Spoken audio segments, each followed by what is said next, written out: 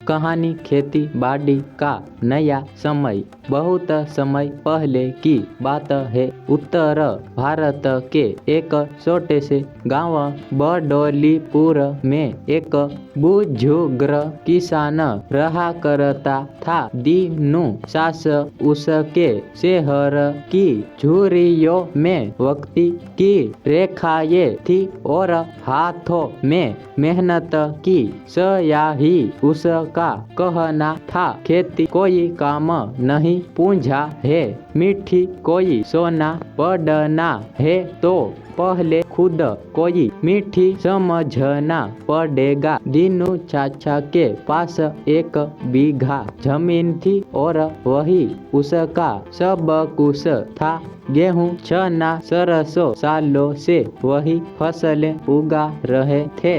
बारिश हो या सूखा वो कभी पिछले नहीं हटे। लेकिन वक्ती बदल रहा था। उसके बेटे हरिराम ने शहर में पढ़ाई की थी और वापस आकर कहता, पापा अब खेती में सिर्फ मेहनत नहीं तकनीक भी चाहिए, वरना खेत नहीं रहेंगे, बस याद बनकर जागे। दीनू चाचा को ये बातें सुनकर खुद होता क्या, मेरा हल्लू, मेरा बैल, मेरी बुआई सब पुरानी हो गई। लेकिन हरिराम हार मानने वाला नहीं था। उसके कहा, बापा अब खेत में नहाना मतलब सिर्फ मीठी में लथपथ होना नहीं।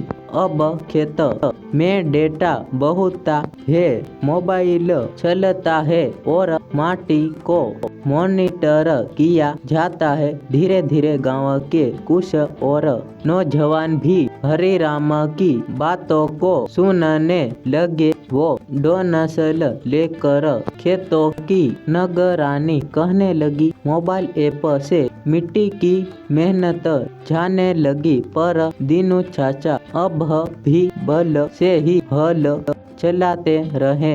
एक दिन गांव में बहुत तेज बारिश हुई, इतनी कि खेतों में पानी भर गया। पुराने तरीकों से फसलें बर्बाद हो गई, मगर हरिराम ने खेत में रेन वाटर हार्वेस्टिंग सिस्टम लगाया था।